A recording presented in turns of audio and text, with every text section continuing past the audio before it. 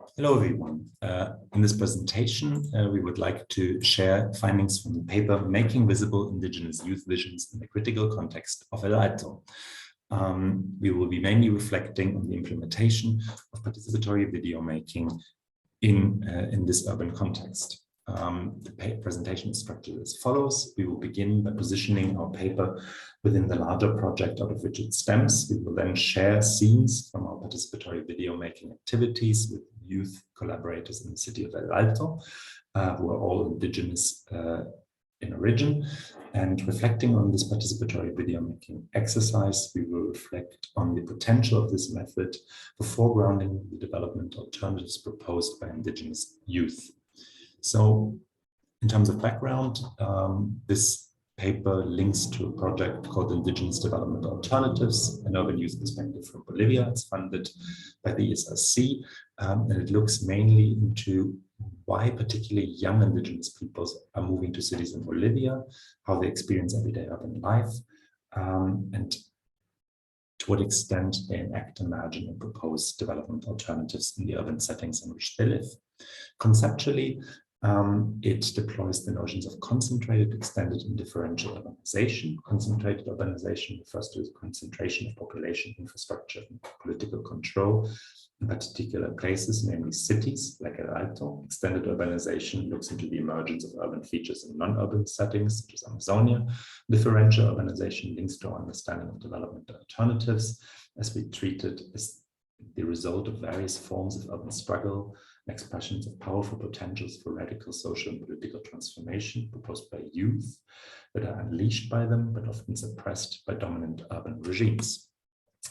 Methodologically, our project is comparative and collaborative in nature. We're working with 4 indigenous youth collectives based in El Alto, Sucre, Santa Cruz, and Amazonia, and we treat members of these youth collectives as co-researchers who have the opportunities to study the social issues that affect them according to their priorities. So they influenced the proposal all the way through to the decision on final outcomes. And one key decision they did make was that they did not want to have a conventional academic representation, but that they wanted to present their results in such a way that they're accessible to other indigenous youth. And for that reason, we decided to deploy creative multimodal methods such as participatory video making, which have led us, for example, to the production of a documentary in El Alto. So it's not yet completed, but it's still underway.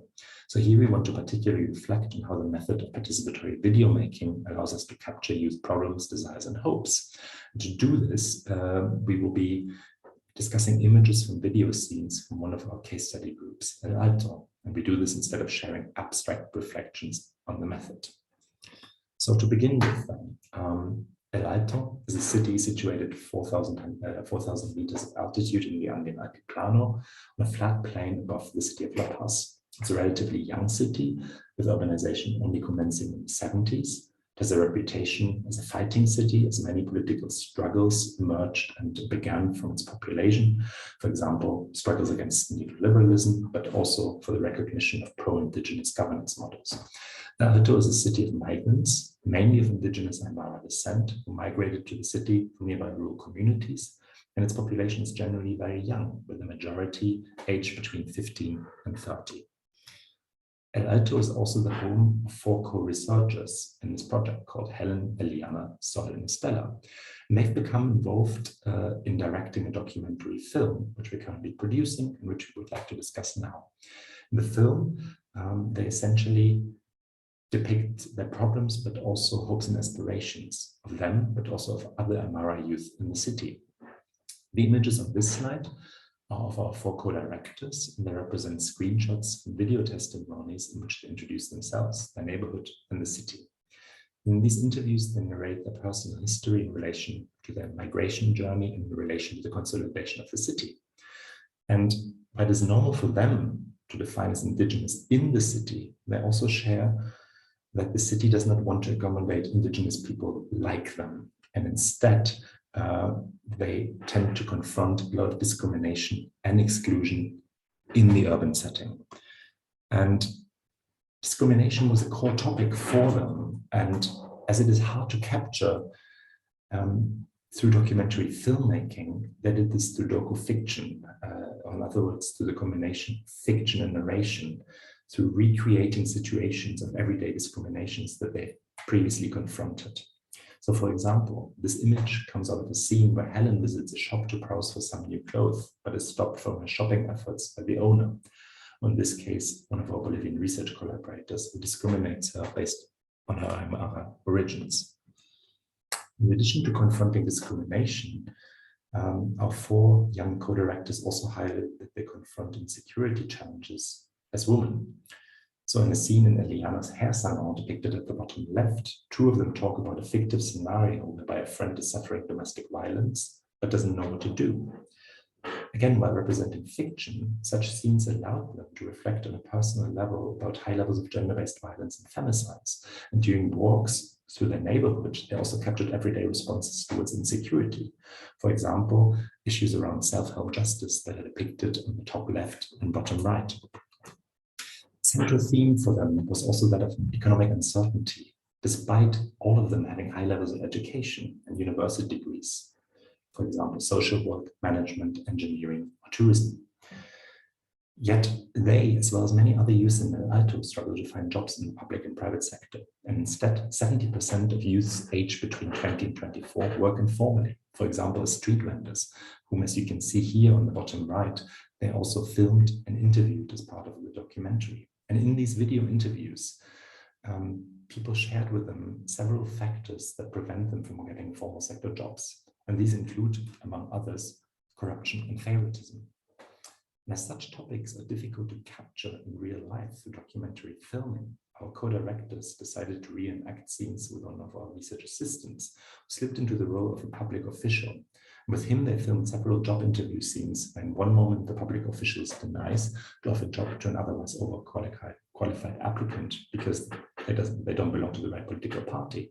And in another moment, the same official engages in a phone call with a young relative of his and offers a job to her, even though she lacks the required qualifications. So again, this is docu-fiction, but represents real-life scenarios.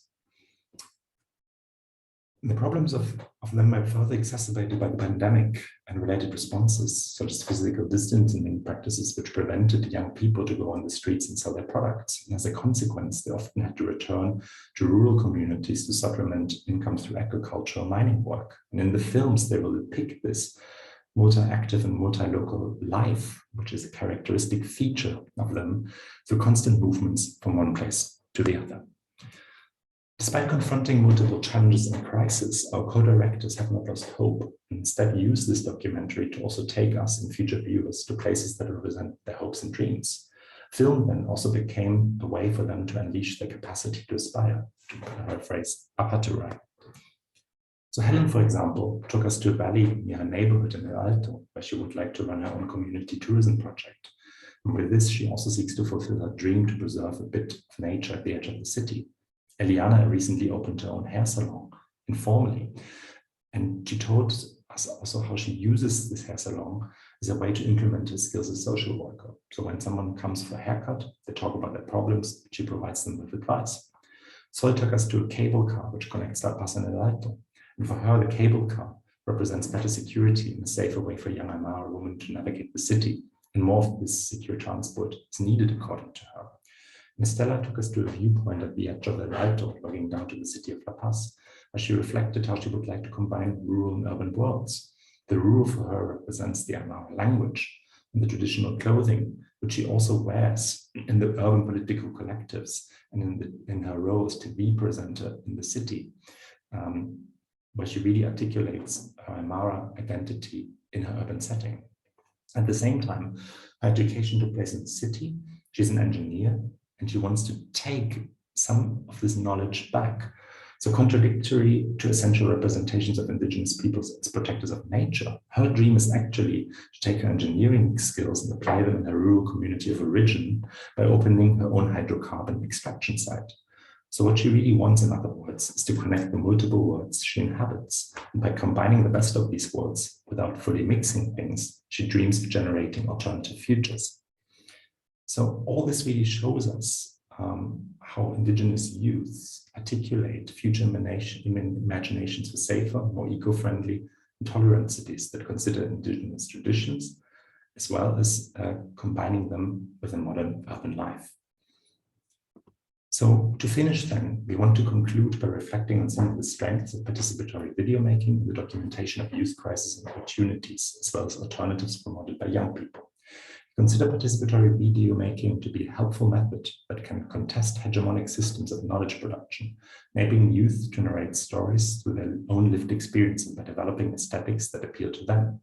Yet achieving this requires continuously confronting and deconstructing power dynamics common to collaborative research projects composed of people with very different positionalities, like ourselves as white European researchers and them as young indigenous co-researchers.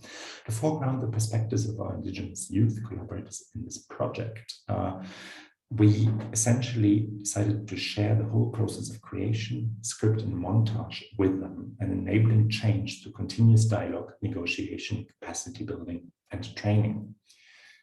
And integrating these different elements into the participatory video making process enabled us to foreground the agency and empowerment of youth participants in their local communities in matters of self-representation and in regards to choices regarding topics, contents, and narrative. Whether this or another approach is the best way to capture youth problems, desires, and futures, something we would like to discuss with you. So for that reason, we propose the following questions to take forward in the discussion. How and in what ways can we best capture the problems, desires, and future hopes of youth? Who are the producers of knowledge in youth participatory action research? And how can the different roles and responsibilities, as well as the different types of knowledge, academic, youth, and indigenous, be negotiated, rethought, and represented? So thank you very much, and we look forward to continue the discussion with you in the actual session.